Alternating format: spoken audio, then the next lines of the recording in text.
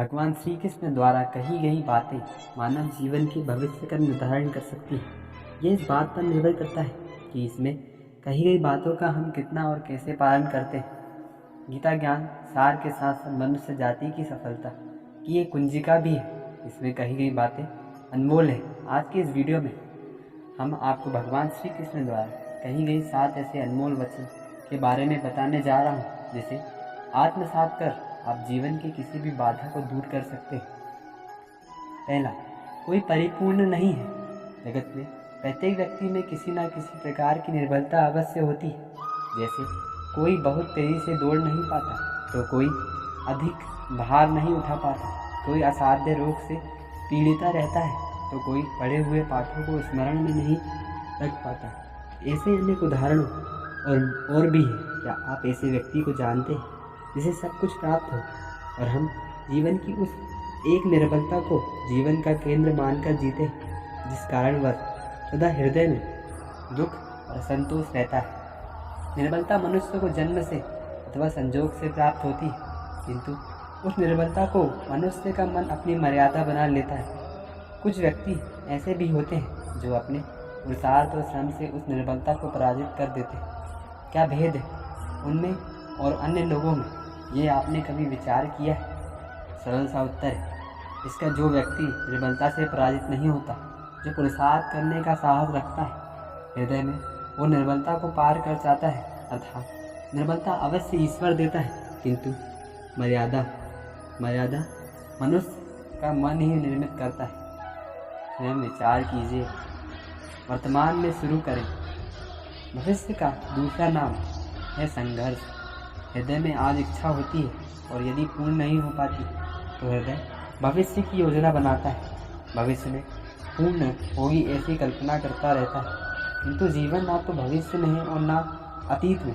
जीवन तो इस क्षण का नाम है, अर्थात इस क्षण का अनुभव भी जीवन का अनुभव। पर हम यह नहीं जानते, वह भी इतना सत्य समझ नहीं पाते। या तो हम बीते हुए समय के स्मरण को घेर कर बैठे रहते हैं, या फिर आने वाले समय के लिए हम योजनाएं बनाते रहते हैं और जीवन बीत जाता है। एक सत्य यदि हम हृदय में उतार लें कि ना हम भविष्य देख सकते हैं, ना ही भविष्य निर्मित कर सकते हैं, हम तो केवल धैर्य और साहस के साथ भविष्य को आलिंगन दे सकते हैं, स्वागत कर सकते हैं भविष्य का। तो क्या जीवन का हर पल जीवन से नहीं भर जाए? स्वयं विचार कीजिए। तीसरा, कोई भी ज्ञान कैसे प्राप्त करें? ज्ञान प्राप्ति सदा ही समर्पण से होती है, ये हम सब जानते हैं, किंतु समर्पण का वास्तविक महत्व क्या है? क्या कभी विचार किया? मनुष्य का मन सदा ही ज्ञान प्राप्ति में अनेक बाधाओं को उत्पन्न करता है। कभी किसी अन्य विद्यार्थी से ईर्ष्या हो जाती है, कभी पढ़ाए हुए पाठों पर संदेह होने लगता है, और कभी गुरु द्वारा दिया गया दंड मन को अहंकार से भर देता है। नहीं, क्या ऐसा नहीं होता?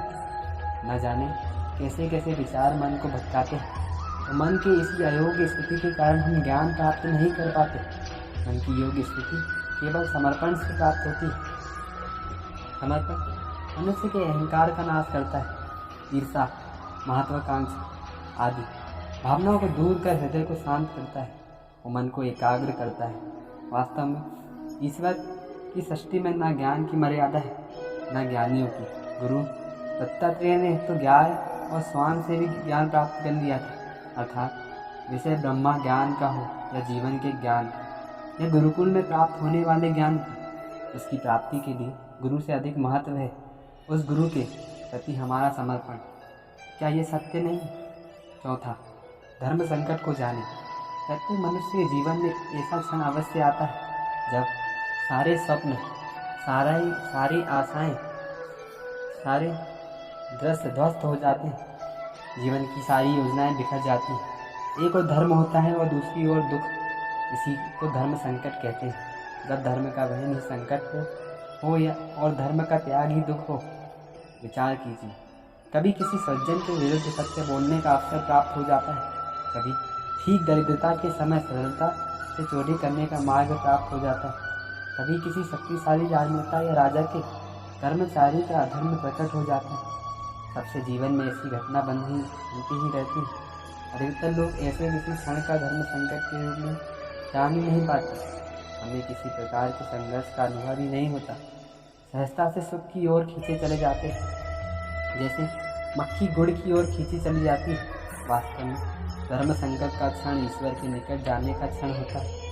यदि हम संघर्षों से भयभीत ना हो, सुख की ओर आकर्षित ना हो, अपने धर्म पर दृढ़ रहे, तो ईश्वर का साक्षात्कार दूर नहीं। पवन से युद्ध करने वाला पत्ता भी यदि पेड़ से गिरता है तो भी आकाश की ओर उड़ता है। पवन से झुकाने वाले घास वही भूमि पर रह जाता है। तटस्थ धर्म संकट से यदि हम संकट को ही टाल दें, सुख तो मिलता है, जीवन बढ़ता है, किंतु क्या चरित्र नहीं टूटता? क्या आत्मा दरिद्र नहीं हो जाती? क्या ईश्वर से अंतर नहीं हो जाता? स्वयं विचार कीजिए। 5वां, रिश्तों में खटास का कारण। दो व्यक्ति जब निकट आते हैं तो एक दूसरे के लिए सीमाएं और मर्यादा निर्मित करने का प्रयत्न अवश्य करते हैं। हम यदि सारे संबंधों का विचार करेंगे तो देखेंगे कि इन सारे संबंधों का आधार यही सीमाएं हैं जो हम दूसरों के लिए निर्मित करते हैं।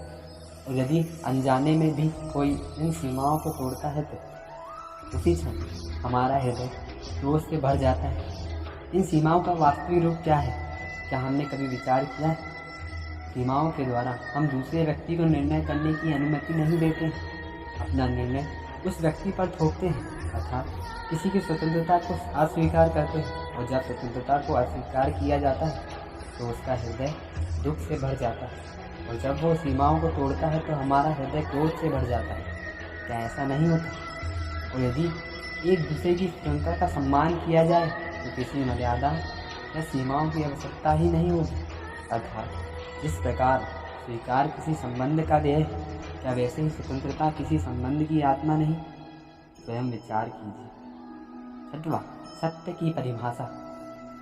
सबके जबान में ऐसा प्रसंग अवश्य होता है कि सत्य कहने का निश्चय होता है हृदय में, किंतु मुख से सत्य निकल नहीं पाता। कोई भय मन को घेर लेता है, कोई घटना अथवा प्रसंग के बारे में बात करना या फिर स्वयं से कोई भूल हो जाए उसके बारे में बोलना, क्या यह सत्य है? नहीं, ये तो केवल एक तथ्य है, अर्थात जैसा हुआ था वैसा केवल बोल देना ही सामान्य बात। किंतु कभी कभी उस तथ्य को बोलते हुए भी भय लगता है। कदाचित किसी दूसरे की भावनाओं का विचार आता है, मन में दूसरे को दुख होगा, यह भय भी रोकता है। तो ये सत्य क्या है? क्या हमने कभी विचार किया है? जब भय रहते हुए भी कोई तथ्य बोलता है तो वह सत्य कहलाता है। वास्तव में सत्य कुछ और नहीं, निर्भयता का दूसरा नाम है। और निर्भय होने का कोई समय नहीं होता, क्योंकि निर्भयता आत्मा का स्वभाव है, अर्थात प्रत्येक क्षण क्या सत्य बोलने का क्षण नहीं होता। स्वयं विचार कीजिए। 7वां, प्रतियोगी से आगे कैसे बने। श्रेष्ठता का क्या अर्थ है? श्रेष्ठता का अर्थ है दूसरों से अधिक ज्ञान प्राप्त करना, अर्थात मूल्य इस बात का नहीं कि स्वयं कितना ज्ञान प्राप्त किया, मूल्य इस बात का है कि प्राप्त किया हुआ ज्ञान अन्य लोगों से कितना अधिक है। अर्थात श्रेष्ठता की इच्छा ज्ञान की प्राप्ति को भी एक स्पर्धा बना देती है, और स्पर्धा में विजय अंतिम कब होती है? उस समय के लिए तो श्रेष्ठ बना जा सकता है, किंतु सदा के लिए कोई श्रेष्ठ नहीं रह पाता। फिर वही असंतोष, पीड़ा और संघर्ष जन्म लेता। किंतु श्रेष्ठ बनने के बदले यदि उत्तम बनने का प्रयत्न करे तो क्या होगा? उत्तम का अर्थ है कि जितना प्राप्त करने योग्य है वो सब प्राप्त करना, किसी से अधिक पाने की इच्छा से नहीं, मात्र आत्मा की तृप्ति हेतु कुछ प्राप्त करना। उत्तम के मार्ग पर किसी अन्य से स्पर्धा नहीं होती, स्वयं अपने आप से स्पर्धा होती। अर्थात उत्तम बनने का प्रयत्न करने वाले को देर अबेर सारा ज्ञान प्राप्त हो जाता है, बिना प्रयत्न के ही वो श्रेष्ठ बन जाता है। किंतु जो श्रेष्ठ बनने का प्रयत्न करता है वो श्रेष्ठ बने या नहीं